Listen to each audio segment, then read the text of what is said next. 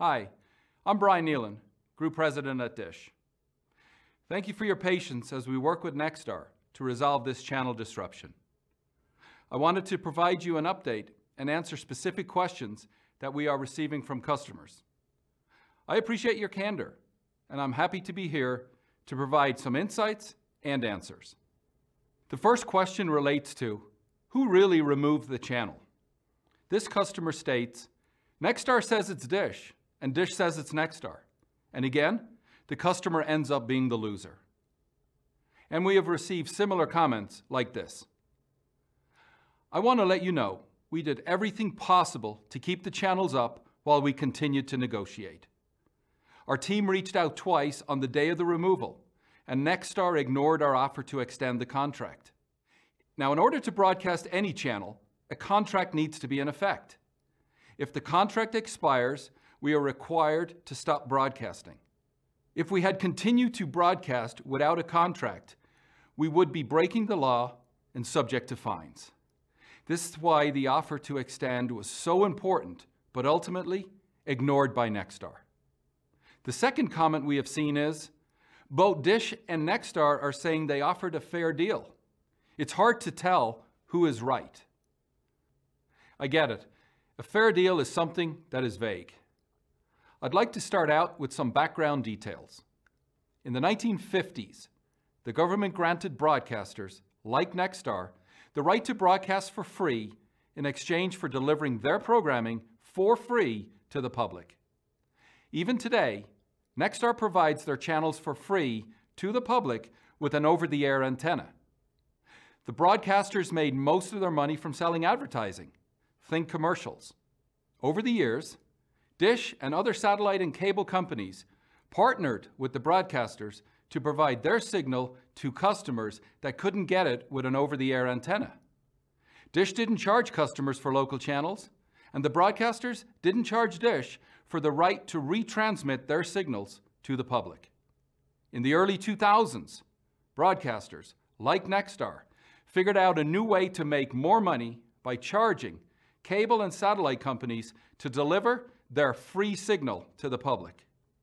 Initially, cable and satellite companies refused to pay for these free channels, and as a result, the broadcasters removed their channels. This was the start of what we are dealing with today. Customers lost their local channels, got upset, and threatened to disconnect from their cable or satellite company. Consequently, companies like Dish were forced to start paying for these channels in order to provide them. Ultimately, this caused you to pay for them on your bill. This has been the cycle for the past 15 years. Broadcasters use the threat or the removal of channels as a way to gain additional revenue. This revenue for broadcasters was a few $1 million in 2006 and has grown to almost $13 billion today. $13 billion. In just the past 6 years, it has grown from $6 billion to $13 billion. That's your money, paid for by customers like you. Now, $13 billion, that is a huge number. But let me put it into a little bit of perspective. $13 billion is enough money to give every man, woman, and child in the United States about 10 gallons of milk. Or, cash, about $40. The annual inflation rate in the United States, it's about 1.2% for the 12 months ended October of 2020. The fees broadcasters received in 2020 increased by 8% over what they received in 2019. Why is it that the broadcasters, like Nexstar, receive 8%, almost 7 times the recent annual rate of inflation? What is unbelievable is that something that is supposed to be free to the public has ballooned to the public now paying over $13 billion a year for. So for a fair deal, we understand that what has happened in the past has set the standard for what we pay today. But enough. We're happy to pay Nexstar the cost of U.S. inflation over the last 4 years. But Nexstar's fair deal? They're demanding we pay nearly $1 billion, about 10 times the rate of inflation. There is no end in sight if we don't stop enabling broadcasters like Nexstar. A comment I saw posted on Facebook by Nexstar when the channels were removed stated, "The information Dish is providing you with is just not accurate. The channels are free and also through other streaming devices. We do not drop programming. Dish chose to do this to their subscribers, in which you end up not being able to enjoy your channels. Thanks again, and we hope to see this resolved quickly as possible." Now, it is interesting that they publicly state their channels were free, but they're asking Dish customers for $1 billion. Sort of confusing on what their idea of a fair deal may be. In addition, we know these channels have programming that many of our customers enjoy. But the reality is, the ratings for these channels has dropped by 25% over the past 5 years. Shouldn't you be paying less if you're viewing these channels less? Now, this is our side to the story, and there is obviously always another side of the story. What we do know from Nexstar's website is their fair deal is based upon the importance and value of our programming that we bring to our viewers. And I ask you, against a backdrop of a 25% ratings decline? Here's another one. Customers are commenting on going to a competitor. This customer states, "Well, this is the straw that broke the camel's back. If you can afford to lose all these customers, your profit margins must be astronomical. Calling DirecTV now." This is exactly what Nexstar wants you to do, and their plan is starting to work. With this action, customers are opening up their wallets to Nexstar. Please don't be fooled and don't be used. This has been their game since the early 2000s, to get companies like Dish to cave and ultimately increase your rates. Think about it.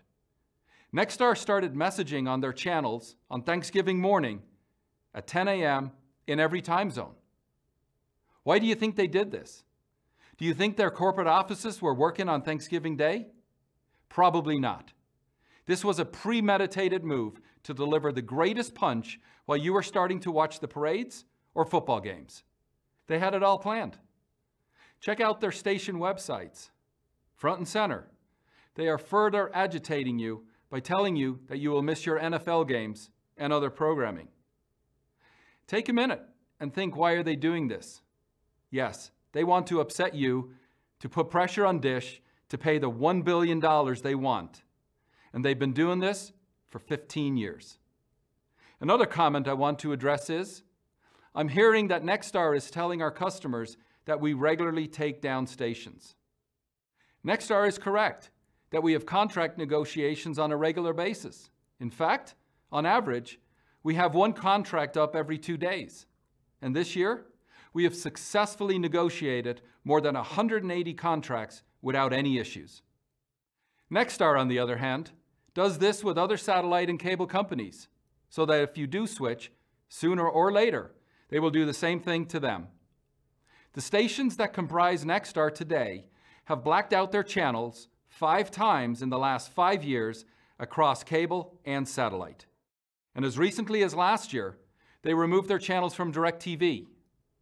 This is what AT&T, the owner of DirecTV, said at the time. Nexstar is demanding the largest increase that AT&T has ever seen from any content provider. This sounds familiar to us because it is exactly what we are seeing with their outrageous ask of nearly $1 billion in fees. And to be fair, Nexstar isn't the only programmer playing this game. Another large broadcaster, like Nexstar, just removed their channels from DirecTV customers on the 1st of December. Switching or threatening to switch isn't the answer and just makes the problem worse. Another customer comment I'd like to address is, I am tired of 2 massive, greedy companies putting me in the middle. I've been proud to work for Dish for over 28 years, and it pains me for our loyal customers to think of us this way. We started as a small business in the early 1980s and grew into what you know today as Dish by providing the best value, service, and technology and treating our customers fairly and honestly. I am proud to say we are still led by our founders and many of the folks that built Dish.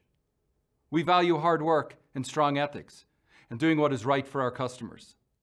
Over the past few years, we have created a separate package for local channels.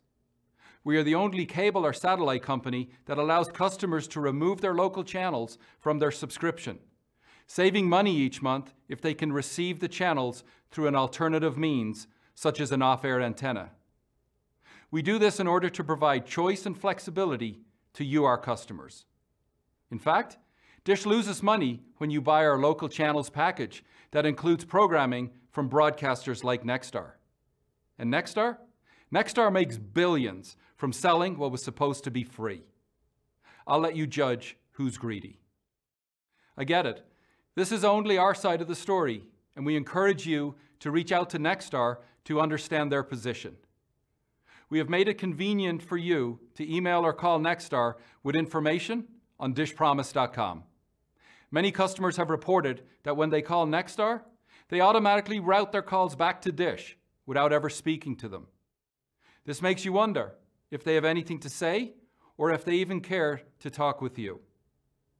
I wanted to thank you for taking the time to listen and understand a bit more about this situation. And I also want to thank you for being a Dish customer. We will be in touch with any updates.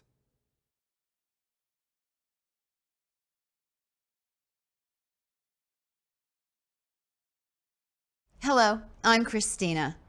Do you ever go to one of your TV channels and not see your programming? Ever wonder why that happens? Ever get mad about it? Here's what I've learned. As you probably know, cable and satellite TV companies sign contracts with all the broadcasters. The broadcasters send their signal to cable and satellite companies, and that company delivers the signal to your house, sort of like a mailman. TV companies have to get permission from the station's owner to retransmit their signal. Sometimes when the broadcasters and the TV providers get into negotiations, the broadcasters take away the signal. It's a power move on their part. They may even do this if the channel they want more money for isn't a local channel. That's right, the broadcasters think they can hold local channels hostage to get higher rates on unrelated channels you may not even watch. It's no coincidence that this usually happens before a big television event or premiere, knowing this would inconvenience viewers the most. They may even run ads suggesting viewers switch TV providers, knowing full well that those other providers are stuck in the same boat, paying fees to the same broadcasters. Switching TV providers is not the answer. While TV companies have different contract expiration dates with broadcasters, all TV companies face the same problem. Unfortunately, the broadcasters keep asking for more and more money for signals available to some for free over the airwaves. They do this with disregard to the fact that many Americans rely on satellite TV companies to receive their local channels because they live too far away from the broadcaster's signal. The negotiations keep happening because an outdated ruling from Washington forces satellite and cable companies to pay for these free signals. So the broadcasters actually figured out how to get paid twice, and they've been getting away with it. They get money from the TV providers, and they get paid more by advertisers because they're getting a bigger audience. From the way broadcasters have been increasing prices, they seem to think that they have access to nearly unlimited funds. The broadcasters have a monopoly, and they're taking advantage of that. The TV providers are working together to stop the broadcasters from raising prices to numbers almost too big to believe. Numbers that directly impact your monthly television bill. What kind of numbers are we talking about? Broadcasters have raised prices by as much as 40% per year, multiple years in a row. During the same period, annual cable and satellite bills only increased 5% per year on average. To put it into perspective, imagine if the $3 gallon of milk bought from the grocery store 3 years ago cost more than $8 today. Something needs to be done before that gallon of milk costs $12 or more the following year. The satellite and cable companies are negotiating to keep prices down. And with help from the government, outdated rules can be changed to end broadcaster blackouts. You should have access to local channels, but at a fair price. And TV providers like this one are working around the clock to make that happen. Check out this website for more information.